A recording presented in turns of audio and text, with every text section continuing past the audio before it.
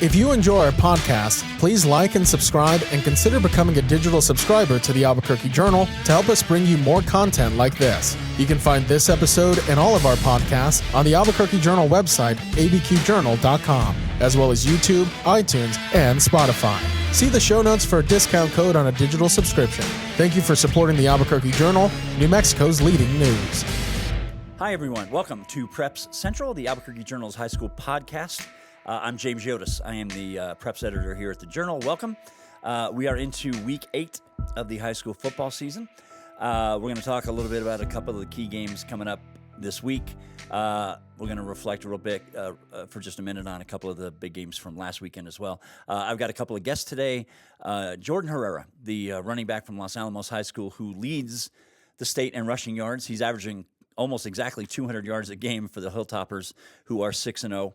And the only undefeated team left in Class 5A.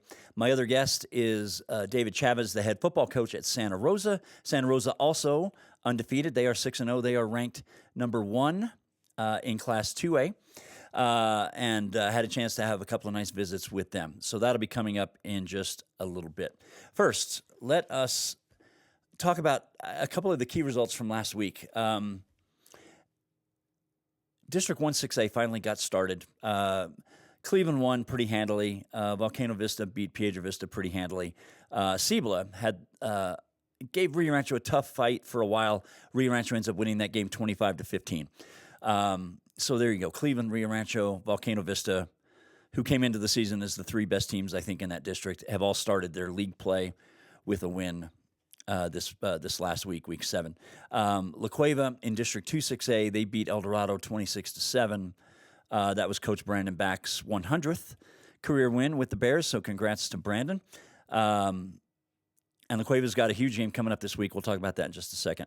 Brandon Back was not the only coach to get his 100th career win last week. Jeff Lynn at Roswell, they beat Gadsden 33-15. That was Coach Lynn's 100th career win as well, so kind of unique to have 2 such prominent coaches get their 100th win with their programs on the same week. So congratulations to Jeff and his team as well. And before we talk about 6A football for a second, I should mention in 5A football this week, almost nobody is playing. There are 16 schools in that class. 14 of them are off this week, and the only reason Mira and Belen are playing each other is because they got postponed a couple of weeks ago. I believe there was a power outage issue in Belen that forced them to reschedule that game, and this week, this coming Friday the 10th, was the only logical day to do it. But other than that, all the 5A schools are off this week at the same time, which is exactly as it was last year as well. The thing is, if you don't take a bye week in the middle of your district play, then you have to do it early in the year when you've only played 1 or 2 games. Nobody wants to do that. You want to have a bye week as close to the middle of the season as you can manage. So for all the teams in that district, coming out of this bye week, they'll still have 3 weeks of league play left after they take their bye week. And, of course, next week, week 9, we'll have the big Roswell-Artesia game. We'll talk about that and promo it next week. So, yeah, there's very little action in Class 5A this week, just the one game. Class 4A, we had a little bit of movement. Chaparral has moved into number 2 in the coaches poll, which came out yesterday, Tuesday. As I talked to you today, it's Wednesday, October the 8th. St. Pius was ranked number 2 and was the only undefeated team left in 4A. And then St. Pius went out and got beat by Albuquerque Academy the other day, a game that I covered, 49-36, a very strange game. St. Pius scored the first 21 points in the first 8 minutes of the game, looked unstoppable, and we all thought this is going to be a mercy rule game for St. Pius. Well, yeah, things got away from them and went sideways in a hurry. Academy played their way back into the game, led by their quarterback, William Braun, and their outstanding receiver, Gage Conway. They finally get the game tied in the second half at 28. St. Pius took a 36-28 lead, and then Academy scored the last 21 points of the game over the last, I believe it was 6.5 minutes, including 2 touchdowns in the last 24 seconds. Gage Conway caught a couple of touchdown passes, and he had a pick 6 with just a few seconds left in the game. That's why Academy won 49-36 as opposed to 42-36. But that loss really shook up that whole district, I think. Excuse me. Chaparral is leading that district, but with this Academy result, you've got now a few teams, Portales, Pius, Academy, Manzano, Chaparral, all these teams, depending on how the last few weeks play out, all of these teams could win the regular season in that district. So it has really opened things up.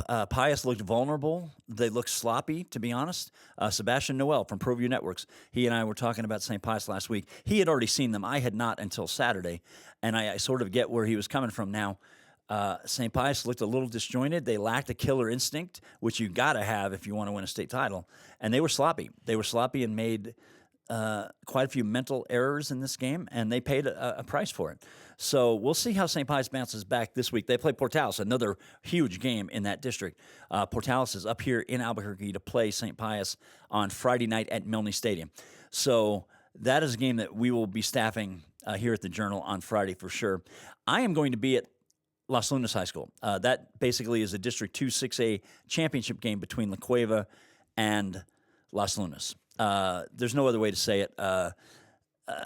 As I noted in my column the other day, it would take a couple of miracles for a team other than La Cueva or Las Lunas to win this district. It's not going to be El Dorado or Sandia, West Mesa, Albuquerque High, Atrisco Heritage, Santa Fe. No, this game, the winner of this game is going to win the District 2 6A championship, and we'll have to see how that impacts their seeding when we get to that day, at the end of October, early November. So this is going to be a key game. Las Lunas, I only saw them once, and that was against Cleveland back in week 2, and they got bullied quite a bit by Cleveland that night. Las Lunas has been playing much better football since then. La Cueva's been taking care of business. This has not been a dominant La Cueva team by any stretch. And I'll give you one notation. Both these teams played on the road at Farmington. Las Lunas beat Farmington, I think, 54-18. Las Lunas beat Farmington La Cueva beat Farmington in overtime. So take that for what it's worth. I don't necessarily like to get into comparing scores like that, but for what it's worth, I mean, you have that to think about. Like I said, La Cueva's not been their normal dominant self, I would say, most of the time this year. But they're getting better with each week, and Las Lunas certainly is playing much better than their early part of their schedule where they got beat up by Roswell in week 1 and then Cleveland in week 2. So they've been playing better football. So I'll be there on Friday night. The other big game to me this week is between Centennial and Hobbs, a very key game in District 3 6A. These are two of the three best teams in that district. If you assume that Las Cruces is the best team, which I think we all agree that they are, then the winner of this game almost certainly is going to end up as the runner-up and probably gets a first-round home game at minimum. So there'll be a lot at stake when Centennial visits Hobbs this coming week. So with that in mind, I'm just going to jump in and introduce the first of my two guests this week. He is Jordan Herrera, the junior running back from Los Alamos High School, who has 25 touchdowns this year and close to 1,400 yards. He's been just an invaluable weapon for the Hilltoppers. And here's the chat I had with Jordan a little bit earlier today. Okay, as promised, here is Jordan Herrera, junior running back from Los Alamos High School. Jordan, thank you for joining me today. I appreciate it. Nice to see you. Nice to see you, too. Thank you for having me. You bet. You bet. We're going to talk Los Alamos football here in detail. And we'll talk about your season here in a minute. But first things first, look, Los Alamos is the only undefeated team in 5A. You guys are 7-0. You're on your bye week this week. And then you come out of the bye week and you still have to play Rio Grande Valley and Miyamura, I think, to end the season. But this team is 7-0, the only undefeated team in 5A. You guys are ranked number 6 in the coaches poll, and I believe number 4 now in the Max Preps poll. Do you guys pay attention to that stuff? And the reason I ask is where you're ranked is an important criteria in whether you get a first-round home game or a first-round bye completely if you make the top 4. And I'm wondering, as players, as a program, do you guys pay attention to that stuff at all? Yeah, yes, sir, absolutely. I mean, we try to stay focused on each game, week by week, but it does really matter for which seed we are going to get when it comes to playoffs. So that is a big factor, and we keep that in mind. Yeah, and so for people that don't know this, at the end of the regular season, which will be Halloween night and Saturday, November 1st, so on Sunday the 2nd, the New Mexico Activities Association will release all their playoff brackets. And the polls, both the Max Preps poll and the coaches poll, are both criteria in determining where a team is going to get seeded for the playoffs. And there are other things that matter too, like your overall record and how you finished in your district. Now, Los Alamos is 7-0 and is undefeated in its district and is going to be favored to win the rest of its games. But there are other criteria. But the two polls are important here.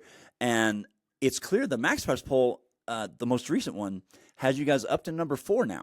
So you guys are gaining, and like I said, this is a computer poll, so it's a little bit different than the coaches, but it's clear this team is gaining ground in both polls, both the coaches and the Max Preps polls. And I'm wondering, when you're 7-0, that's bound to happen. But this team has been playing a lot of good football. Tell me how this season has developed and why this team has clicked so well. I mean, I think we knew last year we have a lot of returning guys, and we went on an 8-game win streak last year after losing our first 3 games. So we had a rough start. We didn't have much varsity experience last year, but together we had really good team chemistry all throughout the offseason, lifting weights, practicing, being with each other. So that really helped into going into this season and knowing that every team we face we can beat. Yeah, I always think in football especially, the offseason is more important in football than it is in any other sport. I don't know that that's true. I just think that that's true. And I often ask this question of people about how their offseason took shape after you guys got beaten in the playoffs last November, how the offseason took shape, and whether everybody in this program felt like a season like this, at least so far, was doable. Oh yeah, we very much knew that this was a doable season to go undefeated. I think that was in our minds as soon as we lost to Gadsden in the playoffs. Even that game, we knew that game was in our grasps. In the third quarter, it was tied 14-14. So we knew that there was definitely a chance of going further in that round. The wheels ended up falling off and we lost, but we know that we can return and go down, and we knew that an undefeated season was possible, and going into playoffs and winning down south is also possible. Yeah, look, I've been doing this job a long time, and I've seen the contrast between teams in the north and teams in the south, and the way that Class 5A is currently set up. Look, you have all the southern schools in one district, and you have all the northern schools in the other district, and you guys showed pretty well. As you said, you lost that game to Gadsden, but that game was pretty competitive for a good long while. So if we look ahead, look, these southern teams, Artesia and Roswell and Goddard and Lovington and so on, they get most of the props when it comes to polls and seeding. And I'm wondering, does this Los Alamos team have what it takes to kind of get over that hump? I think that's what we're all looking for, is to see anybody from the north. It could be Highland, it could be Miyamura, it could be Los Alamos. Is it important that one of these teams steps in and beats one of these teams from the south just to show, hey, look, you guys might have most of the good teams, but that doesn't mean that we can't step in and make some noise? Yeah, I mean, I think that's very important. I mean, especially with Artesia and Roswell being very prestigious programs in 5A down south, and sort of the north always being left behind. And I think that to show that we can compete with these teams down south, we do have to win a playoff game at the end of the day. So, I mean, that's what we want to prove this year, is to go down and win against the south. That's our biggest priority. Right. Which is why seeding comes into play here. Look, I mean, if you guys finish 10-0, which is certainly possible, I think you come out of your bye week and play, I think, Rio Grande, then Valley, and then close the season against Miyamura, who's not bad. But if you guys close the season 10-0, it's going to be an interesting question, I think, to see how the Hilltoppers are going to get seeded. I mean, having a first-round bye would be a big thing, to get healthy, to get rest, to give you a chance to do some good scouting on whoever you might play in the quarterfinals. If you get a first-round home game, that's good too. But the first-round bye is a big deal. Yeah, I mean, absolutely, that is a big deal. We had a first-round home game last year against Valley, and then the next game we went down south and played Gadsden. But like you said, getting healthy, that's extremely important for all of us. And I think that we do have a very good chance of getting that 4th seed and getting that bye week, because last year we went 7-3 regular season, and we got the 5th seed. So I think it's very possible that we can get that 4th seed this year and get a bye week. Yeah, there are a lot of teams in that middle mix, teams like Lovington, teams like Goddard, teams like even Gadsden still. And Gadsden's lost a few of its district games. Mayfield is in there as well, maybe. So it's going to be interesting to see. Now, I want to talk about your season a bit. The number that I had that your coach sent me today was almost 1,400 yards rushing, 1,398 plus 25 touchdowns. you are leading the state in rushing in any class, and that's through 7 games. That's almost exactly 200 yards per. The last 2 games, you've been close to, I think, 550 total wins over Del Norte, and then last week you guys had a 43-36 win versus Belen, in which you scored 5 touchdowns. So yeah, I mean, you're if you keep up this pace, you're going to be over 2,000 before the end of the year. But I'm just curious about your thoughts on your performance and what you attribute it to, and did you see something like this for yourself when we go back to August and 2-a-days began? Did you think you might be capable of putting up such crazy good numbers? Yeah, I mean, my idea was 2,000 yards and 25 touchdowns for my end season goal. That was my idea for the beginning of the year. That's what I wanted to do, and now I've hit 25, and I want to go for 2,000. But I think really what's more important to me is just winning games. With my team, that's extremely important, as well as self accolades. That's also good. But I have to really credit my O line. They really those guys. They're returning. We got four seniors on that line and 1 junior, and they really helped me through that way. I mean, if you look at these guys, they absolutely dominate the front line. You can't start anywhere. You got to have those big boys up front. Yeah, I always think in prep football, probably the most underrated thing you could have coming back from a team from the previous year is an experienced offensive line. I mean, it's great to have a strong tailback. It's great if you've got a great returning quarterback, things like that. But I always think, teams that return veteran offensive lines always seem to have such good success in a season, whether they're a throwing team or whether they're more of a running team like you guys are. You got a veteran offensive line, you can do so much, right? No, yeah, absolutely. I mean, if you have more time in the pocket for the QBs, and you open more holes for the running back, and it's extremely important. So tell me how your body is holding up. Look, you're getting a good bit of touches. This can sometimes take a toll over the course of a season. But in looking at your stats, you're not necessarily getting a ton of carries, which is good, which could keep you healthy and fresh when we get into November. How is your body feeling? I mean, anybody that carries the ball as much as you do, look, running backs take more of a beating than anyone else. We all know this. How are you feeling physically? I mean, that's what you sign up for if you're a running back. You're going to get hit, and like you said, they take the most pounding. But I'm feeling pretty good. I feel healthy, and I'm still feeling I'm feeling a lot better than I actually was last season. I feel really good this season. I'm thinking about a guy like Amiri Mumba, who you faced at Highland. And Amiri was just a big, bruising running back, and he's one of those guys, just keep feeding me. I'll carry it 30 times. I'll carry it 35 times. I don't care. And because that was the kind of kid that could dole out punishment. Are you one of those guys, or do you feel like, of course, Amiri was a special guy the way he was built. He was a big power lifter, big wrestler. Not everybody has the same kind of build as a running back. Are you built that way too, or do you feel like, it's important not to be carrying it 30 times? I mean, if you're carrying it that much, that's a lot of hits. I mean, for example, last game we won by, I think it was 43-36 against Berlin, and that was sort of a dogfight, and I ended up carrying the ball 35 times. And I think that was necessary. Of course, you don't want to always have to do that, right? But if it's to win games and I have to get the ball and I have to get those yards, then I'm going to do it. That's what's most important. I mean, regardless of how my body feels, we got to get the job done. And if that means giving me the ball or passing, whatever that might be, I'm going to go with that. I'm always curious about how teams spend their bye week. If you think about the entire offseason and then, having a couple of weeks of preseason camp in August leading up to your first game, and now you've played 7 games. Do you guys get a good bit of time just for yourself this week, just to refresh your minds, to refresh your bodies? Do you guys do a lot of hitting? How does the Los Alamos Hilltoppers spend a bye week?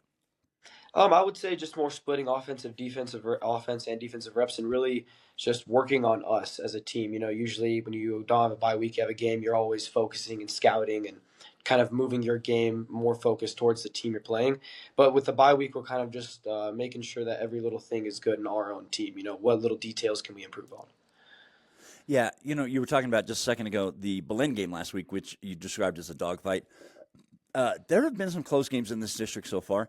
I believe the game you played with Highland, I think, was 13-0, if I recall the score correctly. And then you have a 7-point game with Belen, who's been really scrappy, honestly. They've been sort of under the radar, pretty competitive. Look, I mean, these type of games, you have to prove you can win. I mean, it's nice to go out and win 42-7 if you can, but I think any football team that has championship aspirations, you got to prove to yourself that you can win the dogfights too. And I'm curious about that element of the Los Alamos football team. Yeah, I mean, you can win big, and that's great, but you got to prove that you can get into a tussle and prove you can win in other ways. And I'm wondering if you guys came out of that game, the blend game, and felt like, you know what, we had to win a different way this week than maybe other weeks, and that's good. We proved we can get it done in a different way.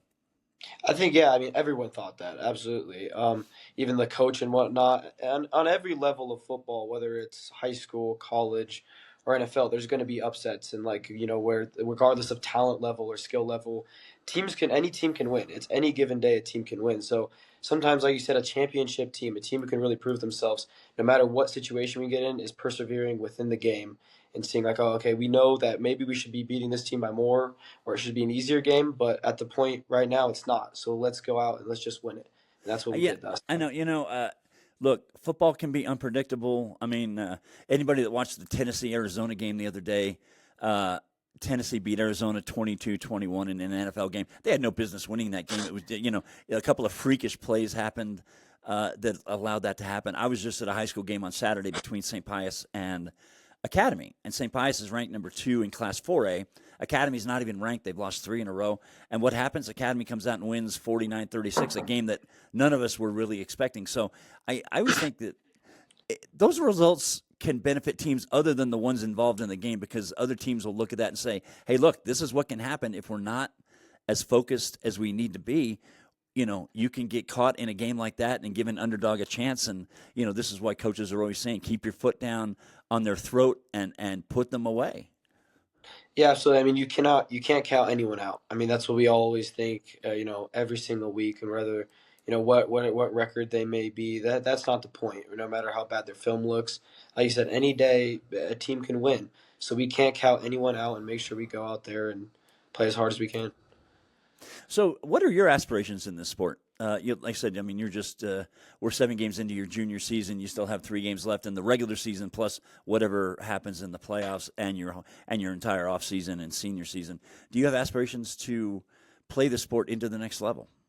Yeah, I mean, that would be awesome. I would love to do that, and I'm trying to do that. But for right now, like I said, I'm just trying to be with my team right now and win games. But of course, that is in the back of my mind, and I would like to go and pursue that. All right, Jordan. Well, listen, I appreciate you taking a few minutes to visit with me today. It's good talking to you. I believe I'm going to be at your game against Valley, which I think is a Saturday morning game, if I'm not mistaken, in a couple of weeks, because that's going to be the only chance I get to watch you guys. So I'll look forward to that, and I'll look forward to saying hello to you in person. But in the meantime, listen, thanks for carving out a few minutes during a school day. Enjoy the rest of your bye week, and stay healthy the rest of the year. Thank you, sir. Thank you for having me. All right, that's Jordan Herrera, everyone. Okay, that was my interview with Jordan Herrera. I thank Jordan for taking some time today out of his school day to visit with me. Here is my second interview in this week's podcast. David Chavez, the head football coach at Santa Rosa. The Lions are ranked number 1 in Class 2A. And in fact, among the 11-man ranks, there are only 4 undefeated teams left. Las Cruces, Los Alamos, St. Michael's in 3A, and Santa Rosa in 2A. So enjoy my visit with Coach Chavez from Santa Rosa. Okay, as noted, here is my second guest today. He is David Chavez, the head football coach at undefeated Santa Rosa High School. David, good to see you. Nice to talk to you. I've talked to you on the phone a bunch. Now I can put a name with a face. Nice to see you. Good. Glad to be here. Thank you for inviting me. You bet. You bet. So Santa Rosa is 6-0, ranked number 1 in Class 2A. Santa Rosa coming off a season in which they were in the state championship game last year. Coach Chavez, you're in your 6th season coaching Santa Rosa. Where I want to start is I want to go back to the championship game last year. And of course, Texaco was a juggernaut, and they beat you guys up in the championship game like 50-0. I want to start there. As you guys went into the offseason, what was the message to your guys? Look, Texaco roughed up a lot of teams last year, including you a couple of times. This is a big rivalry game for you. But what was the message to the team, to your group, as you got started with this particular offseason leading into this season? Well, the first thing immediately after the game and kind of the first part of the off season was getting them to realize that we weren't as bad as it was made to seem. Getting outscored 100-0, you would think that you were never even supposed to be on the field with that team, and we just felt that yes, they were good. We weren't going to beat them. There's no, they were the state champs for a reason, and I don't think we were going to beat them. But I just felt like we weren't as competitive as we should have been, and that we kind of laid down and kind of let the situation dictate our effort. And I think, realistically, should maybe 35-14, 28-14, something like that is I would have felt good about. But we didn't feel good about getting outscored 100-0 2 games last season. And we just felt that we were better than we played. And so the message has been just let's work and let's be better, and let's not never back down from anybody. I think Texaco had their way with us so many times that our kids were getting conditioned to be prepared to lose instead of prepared to win. And so I think the biggest thing was our mindset and confidence, and realizing that we belong on the same field with them. And so with that mindset, we worked hard all off season. We hit the weight room hard, and we tried to build confidence. And biggest thing was mindset and confidence. Right, and so look at how the schedule unfolds. You open the season with Texaco and beat them 22-15 on opening night of week 1 of this year.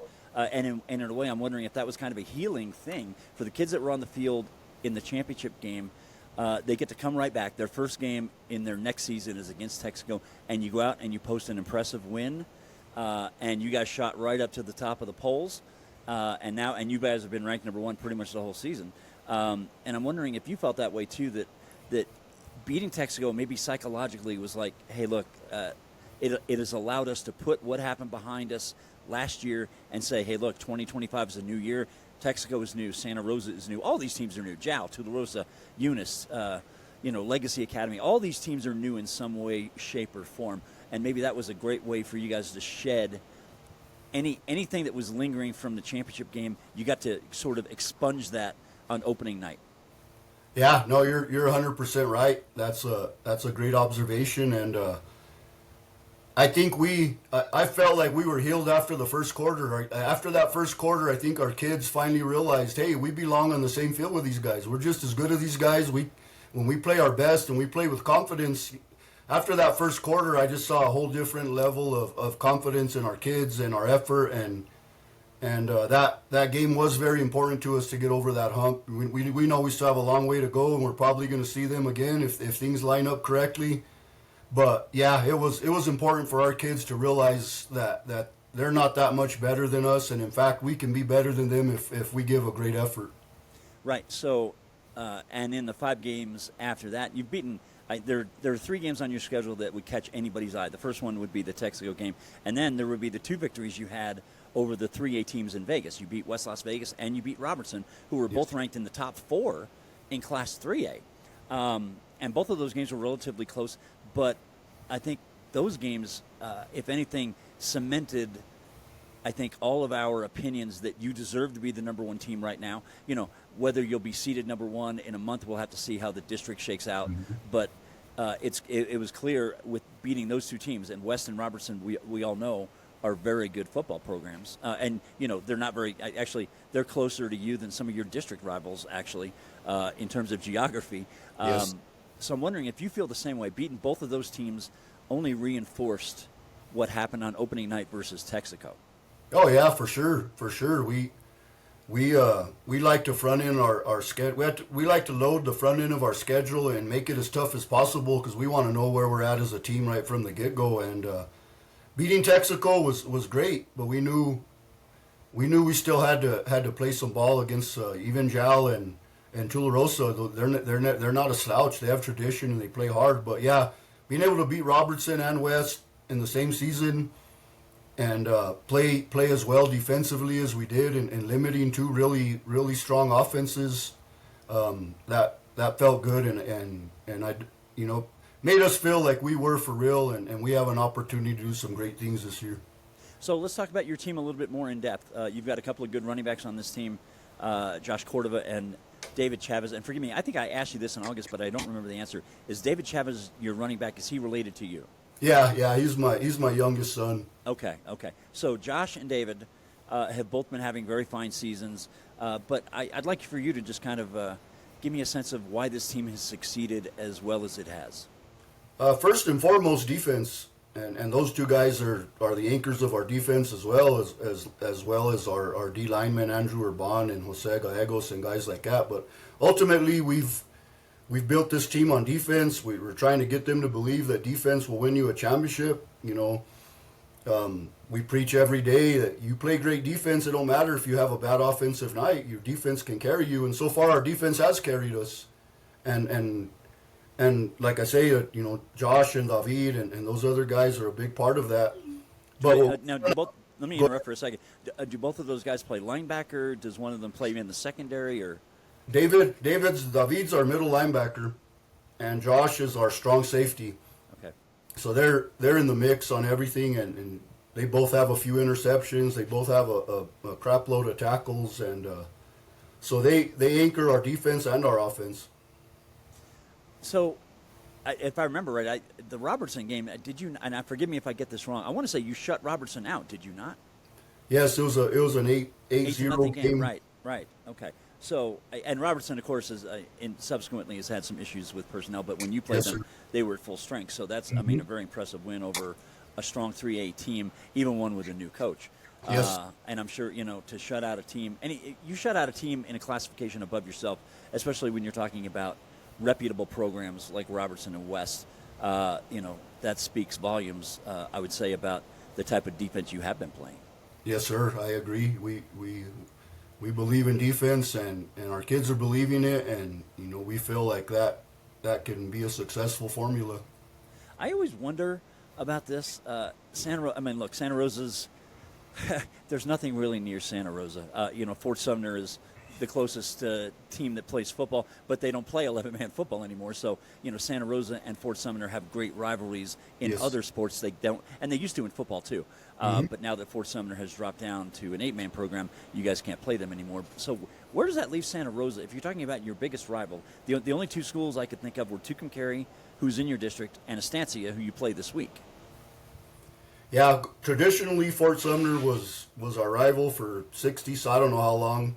As long as football's been played, and when they went down to a 8-man, that left a little bit of a void. But we've developed a pretty strong rivalry with Texaco, although they're not in our district anymore. But ultimately, that's the rivalry for us. Tucumcari as well, and Estancia because they're district rivals. But us and Texaco, I think we've played 2 times the past 3 or 4 years in a row, and it's developed into one heck of a rivalry, and then the Vegas schools being so close, that's always been a good solid rivalry. But the most intense rivalry guaranteed is us and Texaco. Right, and Legacy Academy here in Albuquerque last year started 9-0, and then they went out and played you guys on your home field, and you beat them to end the regular season. Yes, sir. And Legacy's only been playing 2A football for 2 years. They were an 8-man program, and then they jumped into 2A football, and they got beat in the playoffs last year by Loving, I think. I love 2A football. I love it because it always has such quality depth. If you're talking about Texaco, Eunice, Santa Rosa, Jow, Thule, Raton is now in 2A after they dropped down from 3A. Legacy is up into 2A after being an 8-man program. I just think there's such quality depth in 2A, and you never can be quite sure what you're going to get in a postseason because there are so many quality teams. Yeah, no, I agree. Last year was probably the exception. I think everybody realized at some point during that season they were playing for second place, as good as Texaco was. But normally you got 5, 6, 7 teams that are quality, and this year is no different. I think there's any one of those teams could be in the mix when it's all said and done, and we take pride in playing in AA and trying to compete with some really great traditionally strong programs. It's tough. Our district is tough. State is tough. It's always tough. I know you were talking about Texaco not being in your district. It's tough because Texaco's a little bit on an island too. Yeah. All the other teams in their district are much further south than them. Like Jow and Eunice and Tularosa. Santa Rosa is closer to Texaco, I think, than all of those schools. Yes, sir. It's tough to find I think in this state especially, it's tough to find a way to district everybody properly. Should Texaco be in the same district with Santa Rosa? Probably, but then Texaco joins a district that includes a team in Albuquerque, which is more out of their way than playing, Jal or Eunice or somebody. So it gets to be really tough, and honestly, I think it serves you guys better. I mean, look, that district, with all due respect to your district, that district is probably a bit harder than yours. Oh, yeah. Which includes what includes Raton and Estancia, Tucumcari, Legacy, and yourselves, I think. Am I missing anybody? Capitan, I think. Capitan, yes, sir. Right. Okay, so, yeah, your district is probably a little bit more friendly than the more vicious southern district.